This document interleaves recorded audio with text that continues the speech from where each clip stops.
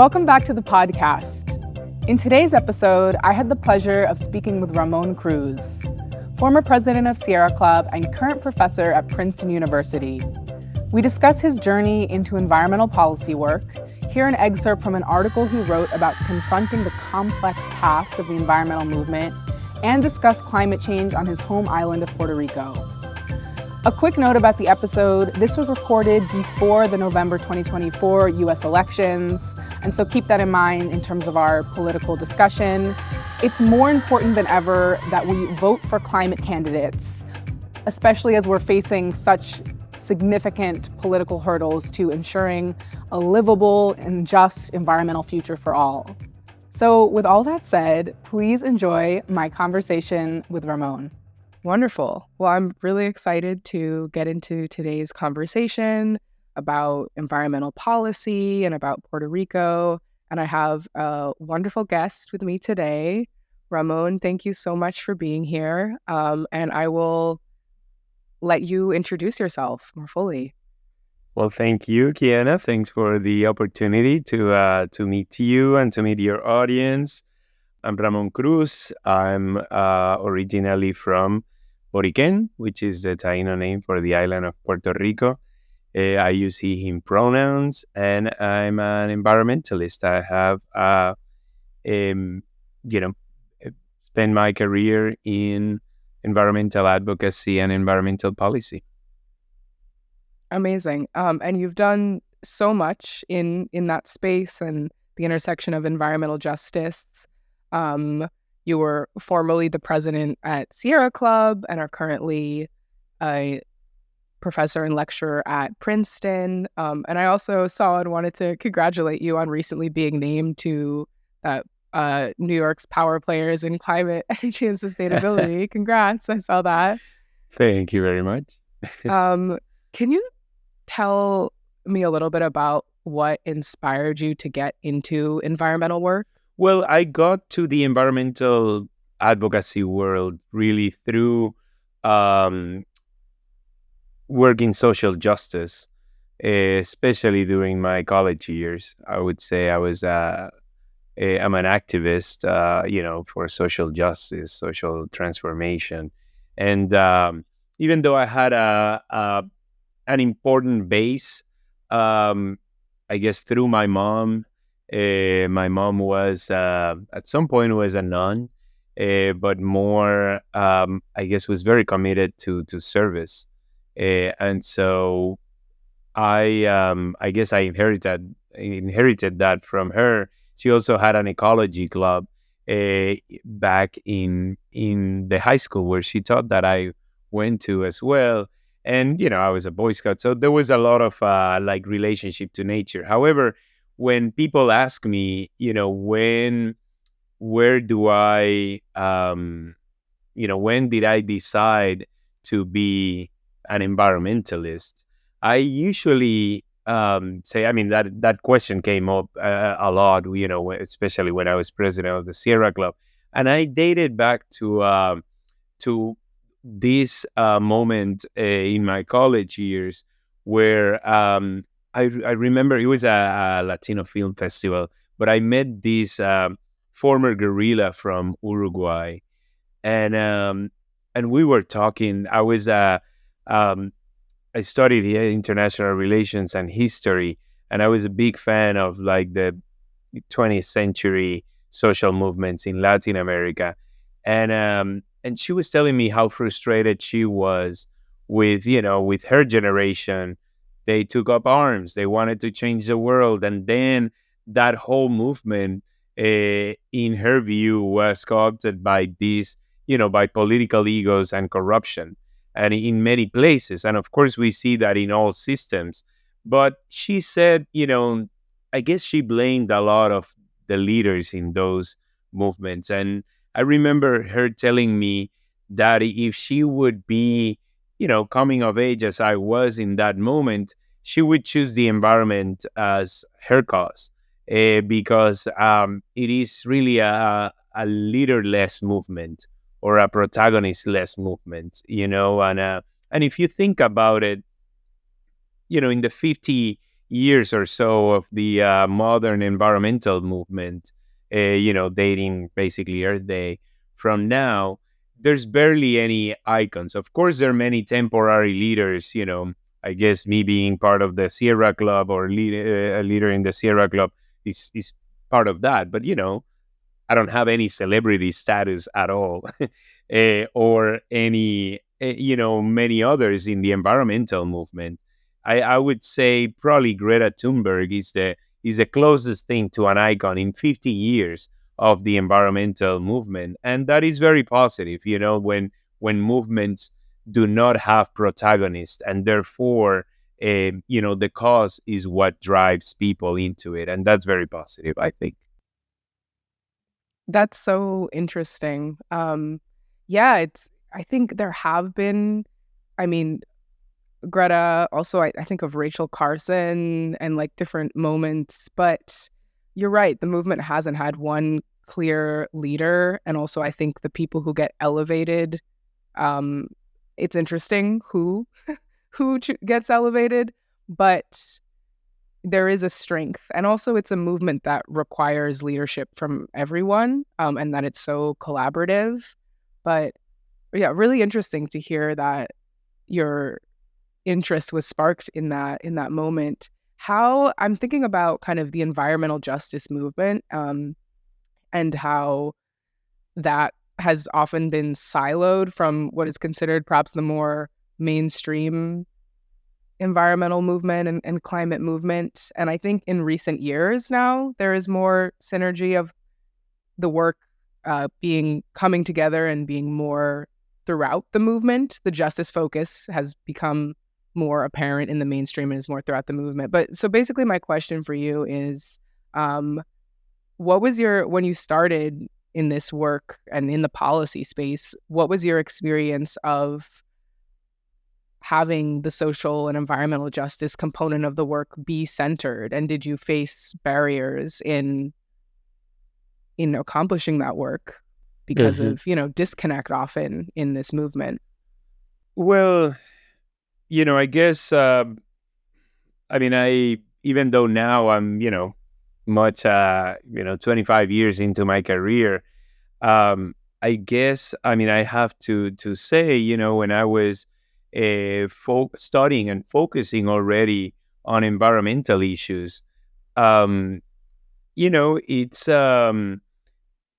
there was already kind of like a field forming, and so it I could focus on environmental policy and advocacy, but it wasn't always like that, and we have to also point out that movements evolve and movements change. And so one can, there's this perception like, well, there's this tension between environment mainstream and environmental justice, and there will always be, in a way, the same way that there is between the federal government and state. It's an ongoing relationship, and you want to minimize those tensions so that the movement can be allies and all of that. So I was able to develop a career in the mainstream environmental organizations. I worked first for Environmental Defense Fund. I was a consultant for Natural Resources Defense Council. I became president of the Sierra Club. But I must accept that, probably 10, 20, 30 years before that, I wouldn't have been able to be in those places, because of either discrimination and prejudice and lack of opportunity.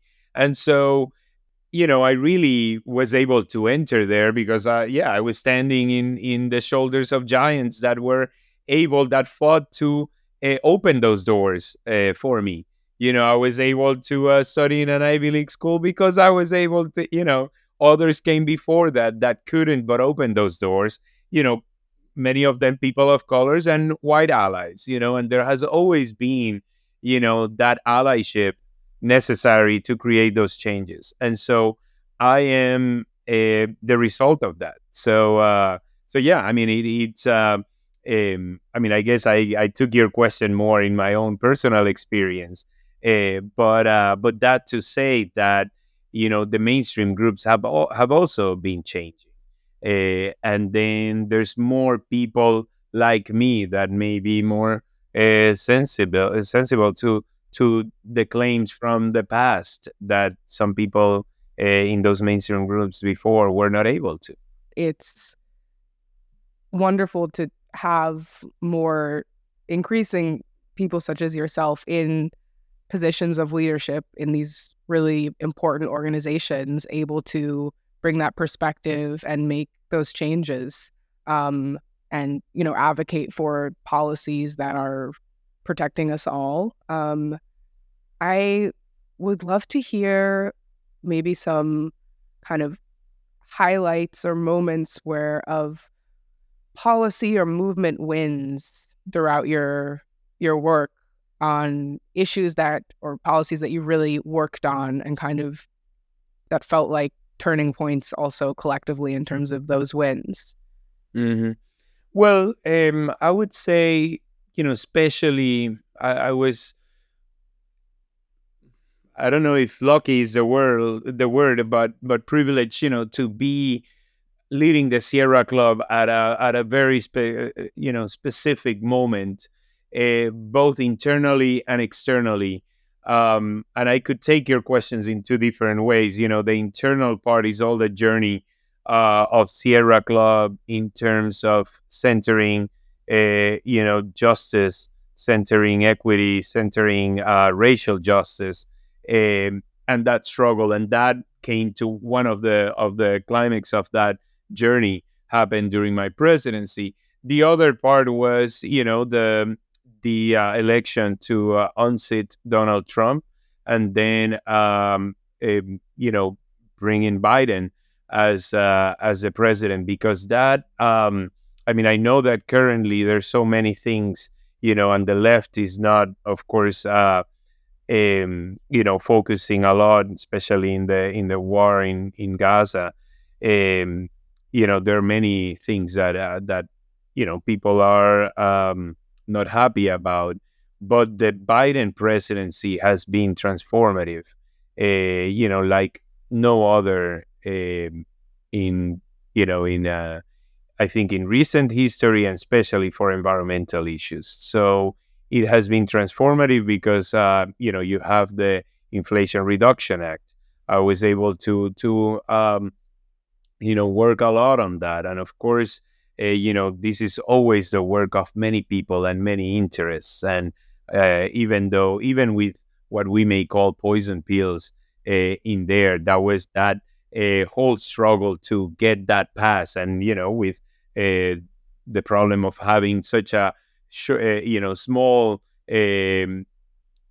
majority in Senate, then gave all the power to one senator from a cold from a cold state that made a lot of those final decisions. However, it is unprecedented anywhere in the world where you have a piece of legislation with so many incentives that really change the balance here for to put the U.S. back on track to a clean economy, and yeah, that was unheard of to have 370 billion, and when you put it together with the infrastructure, with the bipartisan infrastructure bill, then it's more than $1 trillion on investing in a clean economy, in the clean economy of the future now. And so so that I prefer, if we were going to be anyway fighting the drilling in the Gulf, in Alaska, the fighting for justice, especially in Cancer Alley, in Louisiana, in communities in Houston. I prefer to do that with 370 billion, that allows for this transition to happen, than doing it anyway without, and so that was really special. Then the other piece when you have all of that together with like an initiative like Justice 40, where he's looking to invest 40% of those revenues into communities that have been traditionally disadvantaged. Of course, it took some time to define which communities are going to be those, but it is something that we have not seen in a long time. Then the former administration, when Trump was in power, did a lot of damage. So it has taken a long time to bring that back. But I think that the Biden administration has not only brought that back, but has improved. We have seen only in the last 2 months the strengthening of the car standards, strengthening of power plant rules and regulations, methane, the national ambient air quality standards. It is actually something that we have not seen at least in 30 years, 50 years, depending on what you're measuring, or something that it's very new. So having been part of all that has been a privilege, and yeah, it's quite amazing. And of course, so I focus more on the external part. If you want me to focus on the internal part, that of course I'm also very proud. On the internal part, I mean, of Sierra Club, I can go there, but yeah, you can take the interview however you prefer. Sure. I mean, we can talk about that a little. I'll just say, yes, it's a very exciting time. And in terms of big picture, obviously, I do not agree with many positions of the government, the current administration. I mean, it's like complex, but from an environmental and energy perspective, in terms of what has been passed domestically, it's groundbreaking, and who has been placed in all of these important federal offices, people who are really able to make significant change. And yeah, I mean, I feel like every week we're seeing kind of new funding from DOE for an EPA for different really important initiatives. So it is a very exciting time, and there's so much opportunity as well to get involved with all of these incentives and fundings for many, many aspects, whether it's, clean energy or cleaning up pollution, building new infrastructure. So I'm very excited to see the fruits of that over the coming years. But yeah, and to put a parenthesis before yes. I mean, before you pivot to another, so hold that. But it's also, this is a reminder that this has to be a people's movement, and that we need to elect people that resemble those aspirations of this society. So I don't want to blame. I mean, it sounds like I'm defending a lot the Biden administration, but it's also, we have to take responsibility, in great part, because we need to elect much better, elected officials that could carry forward that. I have no doubt that we would have had, a very transformative administration in all ways if we would have had a more majority in the Senate. And I'm saying that because, again, not that I think, Biden is particularly, amazing, but it's an avid politician that was able to change, perspective, and to move it much forward towards social justice. When we started, I remember back in the primaries, he was not the most progressive in terms of environment. But as he was gaining momentum, he was able to adopt, the policies of others and make it its own. And ultimately, what I'm interested is that people, take that responsibility, make that advocacy, elect people there that can support these policies.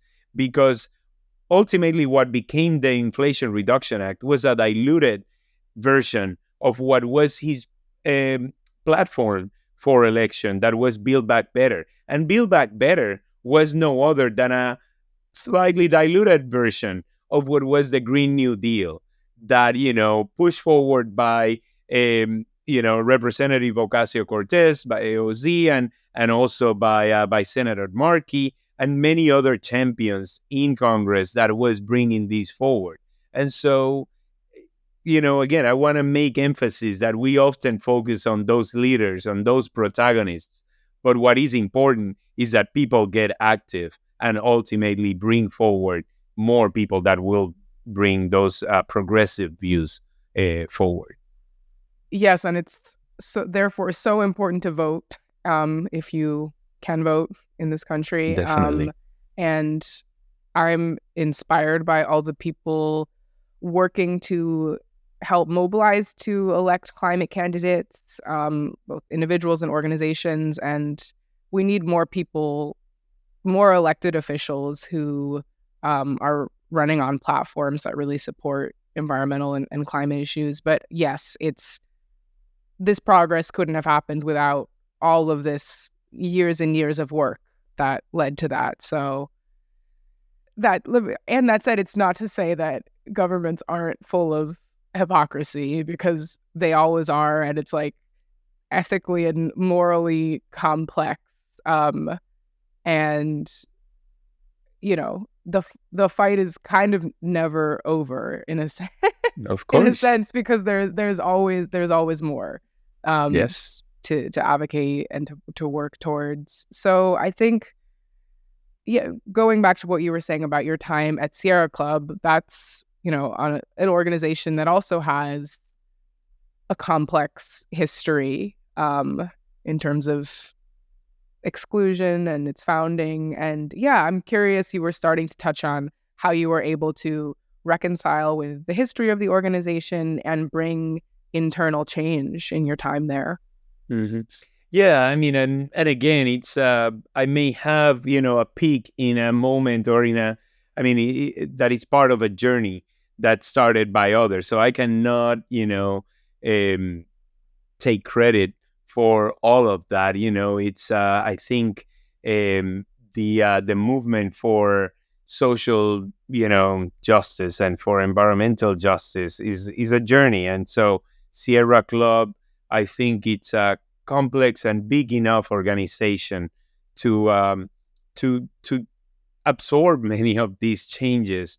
But you can imagine how, if we have 64 chapters and more than 180 groups, basically every city from Alabama to Idaho to Michigan to New York City has a group, and so you can imagine those are all very different views and very different social contexts, from rural to urban areas. So it is, it is in that context that I would say that, a legacy organization like Sierra Club, it's complex and it has changed over the years. It is, I think now, 132 years old,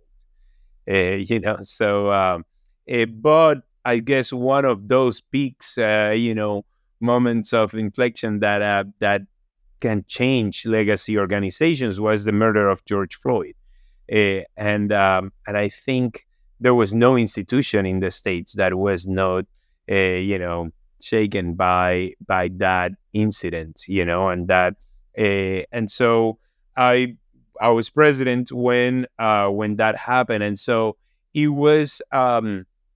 We were able to, I guess, question many things and how the effects of systemic racism had influenced the organization. And at that moment, there was these blogs that, we published to question our past, question, from John Muir, even that, for many is like, it's kind of like the saint patron of conservationism in the States and in the world, So, and at that moment, I remember that we were centering so much racial justice and equity. There was a big pushback, especially from more traditional or conservative people in the organization, and so there was a big debate, and I will share something that I wrote in San Francisco Chronicle. That it's sort of like a birthplace. California and the Sierra Nevada is the birthplace of the Sierra Club, and with that there was a big pushback, basically saying we have to stay in our lane, and lane meaning the environmental lane. Don't get into all these social issues that may divide us. And I wrote back then, in the middle of that controversy. Let's see. Well, I mentioned how I wanted to share the road of environmental advocacy, or those lanes, with as many people as possible. So I wrote, and I quote here: I want you all to understand why it is important that Sierra Club's lane in the environmental movement be broad enough to include people like me. I want to share my story. I come from a colonized place where people are often discriminated against and robbed of agency by the leaders charged with our fates. I'm Puerto Rican and I'm Latino. I'm American. Puerto Ricans are Americans, even if not by choice. I have 4 uncles that fought in the Korean War against their will. One of them died in battle. But many people like mine were able to thrive in this country thanks to access to opportunity, education, and privilege. If not for what some people call reverse discrimination, I wouldn't be president of Sierra Club today. I'm proudly and unapologetically the result of affirmative action program. These were relatively short-lived efforts, lasting just a couple of decades, meant to correct 4 centuries of denying women and people of color the right to life, liberty, and the pursuit of happiness. I would not have been able to attend an Ivy League school without affirmative action. Those programs do not exist today, and as a result, many students do not receive access to high-quality education. I'm also of mixed race. Before 1967, my parents would not have been able to get married in several states, as one was black and the other one white. The idea that people of different races shouldn't marry may seem absurd today, but many people were complacent about it back then. Perhaps they thought they were staying in their lane. In the same time period, the Sierra Club's lane often excluded black people like my father and grandfather as members, as it was an invitation-only organization with some people that formerly owned other people. Things are different today, thanks in large part to people of color and white allies who fought to open the doors of these organizations to people like me. But this does not mean that there is no discrimination in the environmental movement. For many years, I was the darkest in the room, the one with the cute Spanish accent who speaks funny. Even though I can communicate in 4 languages, English is not my native tongue. Being conscious of that and how my race is perceived makes me always feel like I'm walking on eggshells, especially when entering the halls of places like Princeton or big green groups like the Sierra Club. I suspect that most women and people of color would understand what I mean, as there is not an inherited confidence that comes from not being questioned or not doubting yourself. That is privilege. The opposite is the feeling that you always have to compensate for a shortcoming that is just perceived as an inferior inherited condition. So that's why I cannot change lanes, because for me there is no other lane. The only progressive lane I can be is one that recognizes and celebrates all my identities. I hope that Sierra Club supporters concerned about whether we focus on a narrow definition of the environment can find a way to broaden our idea of the Sierra Club's lane to help us build an organization, an environmental movement that is inclusive, celebrates diversity, fights climate change as well as systemic racism, and centers equity and justice in everything we do. So I close the quote there, but yeah, that was what Sierra Club was in the middle of, especially in those in that year after George Floyd's assassination. Thank you for sharing that. That was very powerful. And I think your experience in the movement is relatable to many people. And I think there is more awareness now and hopefully more sensitivity of the differences in our experiences as we come to this work from such different backgrounds and identities that inform the work we do. And I think that's also what you read is a good segue into what I wanted to talk about next, which is Puerto Rico. And I know you have worked there as well in doing environmental work. And I would just love to talk a little bit about how that history of colonialism, and it continues to be, a territory of the U.S., how that impacts the environmental work and agency.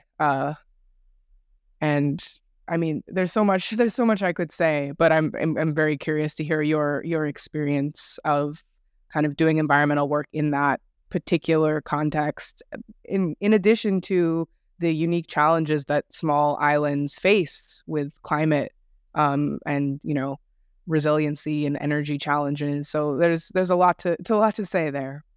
Yes, certainly. And so I will just, I guess, speak, about a few things, and then we can continue in that conversation because there's definitely a lot to unpack there. I would start by the easier part of answering that question with the small island states and the geographical situation, because of course, under a changing climate, there's going to be so many uncertainties, and so many islands are already, experiencing,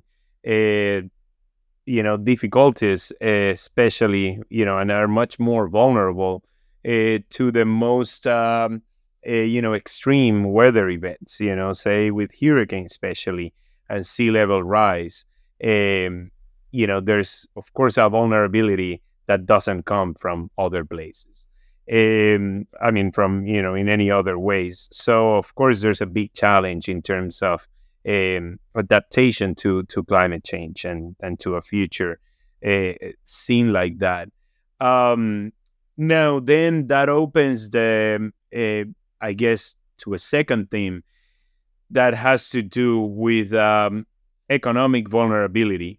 Most islands depend, I guess whenever people think of islands and the economy would be like, well, they're probably dependent on tourism, sometimes fishing, although it's mostly for subsistence, for survival, etc., rather than necessarily a big industry, fisheries.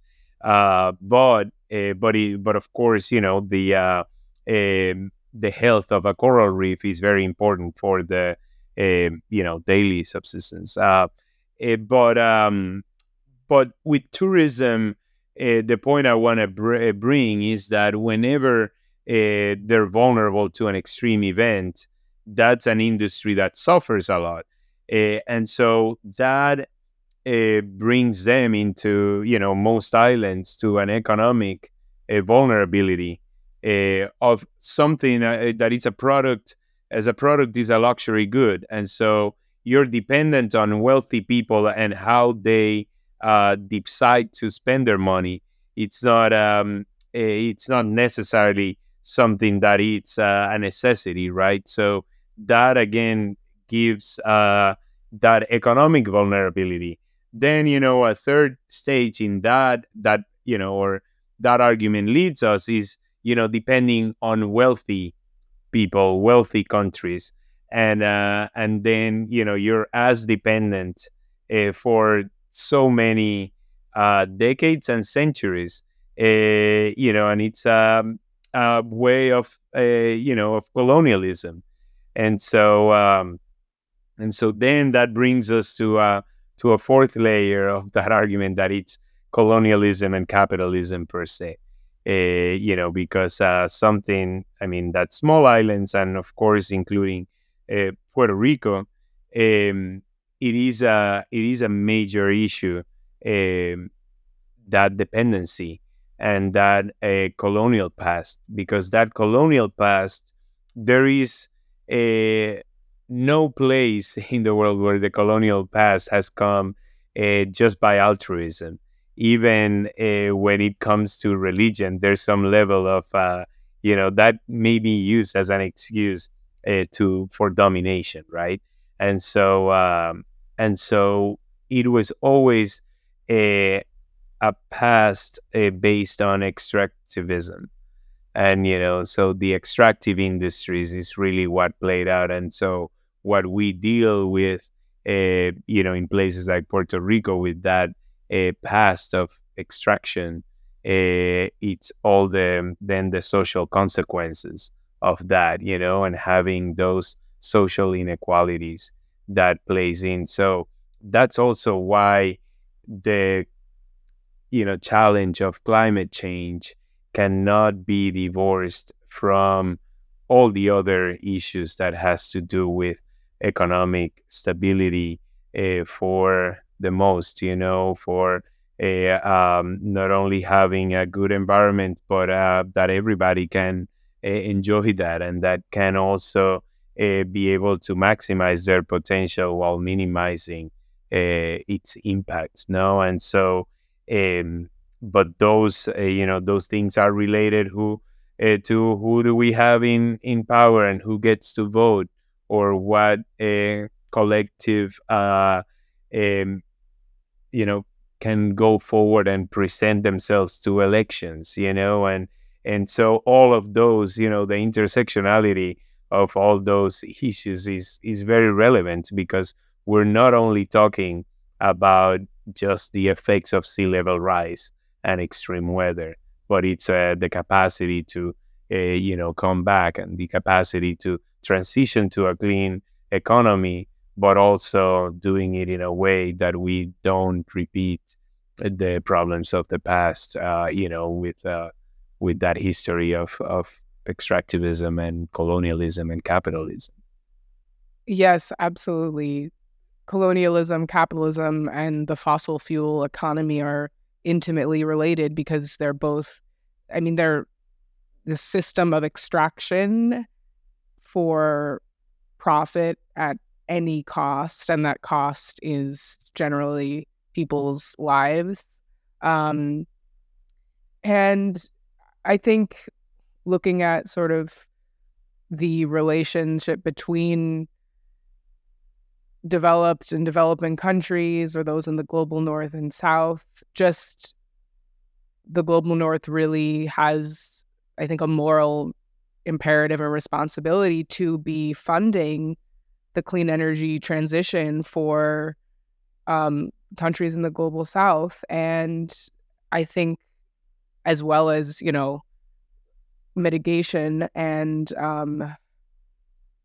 it's just kind of there has been some progress in those international negotiations, but a lot of it takes place as the form of loans. And I think it's not enough at all. It's kind of laughable a little bit to see like the amount of historical harm that's been caused, and then how small what is being offered in the face of such stakes. So yeah, I think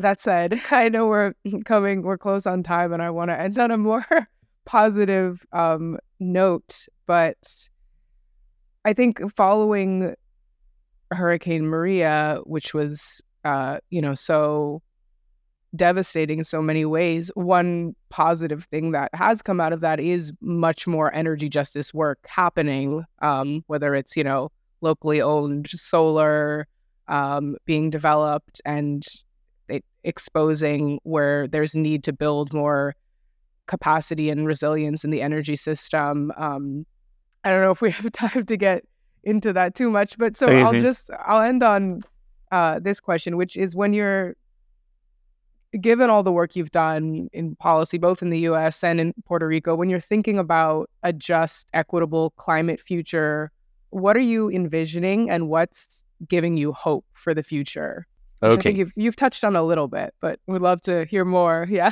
Yeah, no, and I'll start with the bad part, so that we can move into a more hopeful, ending of this episode in your podcast. But it's that, of course, Hurricane Maria presented a huge opportunity, it's frustrating because for me, the government has focused on the wrong strategies, even though we have a great, in Puerto Rico, when I say we, in Puerto Rico, we have a lot of resources, best of all, solar. We have great goals. We have a law that, is supposed to get us to, 100%, renewables by 2050. However, you have to start that work now. And the government has only focused in developing the badly named natural gas, basically methane gas industry, and developing the infrastructure for that. If you're going to be, and they jumped their federal regulations that the Federal Energy Regulatory Commission provides, they went without permits, build a liquefied natural gas terminal in one of the most populated places in the Caribbean. Once you start building that kind of infrastructure, they say, well, there is a gain for climate change. Well, yeah, going between the worst fuel to the second worst fuel provides a little improvement, yes, but that is not where we're supposed to be doing now. If you would have told me that natural gas was going to be a transition fuel 25, 30 years ago, I would have accepted that. But when you have places like Hawaii within the States and many other places around the world transitioning aggressively to a clean future without fossil fuels, and you're like right now building infrastructure for that, you're going to lock yourself at least, for the next 20 to 30 years to steal a fossil fuel, a dying industry that it's already has, that it's trying to get life support from anywhere. And so that is unfortunate. Having said that, when I think of, being, Puerto Rico being part of the U.S. and accessing a lot of that federal funding for clean energy, it is very inspiring. Unfortunately, it's not by what the government is doing, but by what communities are doing.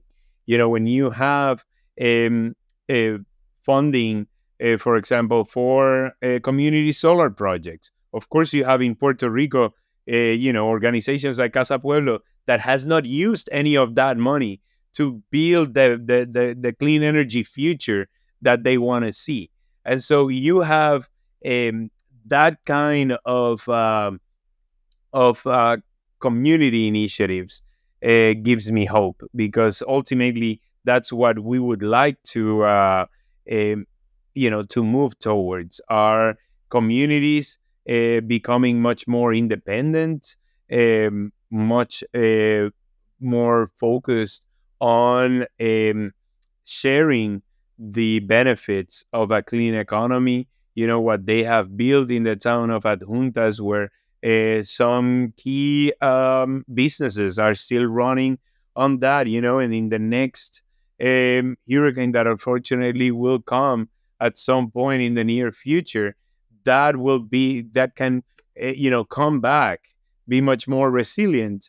And so that is actually where we should be, heading to, everyone, to have, that kind of example. And so that of course, gives me a lot of hope. Otherwise, I wouldn't be doing this work, because then, that would be, I guess, masochist, a self-induced pain, to be constantly on this. And of course, you need to be able to have space for that hope and joy as well. Yes, I know. I mean, people power and community power, it's what's driving this work forward, as we've touched on. But yeah, what else is bringing you joy in your work, or beyond? I know that you are a very joyful person, so. Yeah, definitely. I mean, I would say music and dance, spontaneous Same. gathering. That gives me that gives me a lot of joy. I'm an extremely social person, so yeah, whenever there's an impromptu gathering that ends up with music and dance, I'm very happy. And it's very important that movements find that space, because otherwise we would be angry all the time, because of the present conditions that we're trying to change. And so you need to recharge somewhere. And so it's important to of course nourish that core that gives the space to then come back and be able to fight the good fights. I feel the same way. The joy of community and dance and gathering sustains us in this work, which can be heavy at times, but ultimately these steps forward, these wins are so beyond worth it. Thank you so much for the work you do in this space and for your time. I'll leave it if there's anything else you want to share. Otherwise, thank you. I appreciate it. Thank you. Thanks for helping spread the word. I'm sure there's so many topics that we could continue. Yes. And yeah, I don't know. So many things, reasons to get joy. I'm fortunate enough to have a backyard where I can grow my own food, and so I think that is also a practice and something that gives me joy. Is like, wow, when you see the journey from a seed to a plant and to a crop that then you can eat, and that goes back into the earth and composting and all of that. Wow, it's it's a miracle that we should enjoy every day as well. So absolutely. What a blessing. Thank you so much.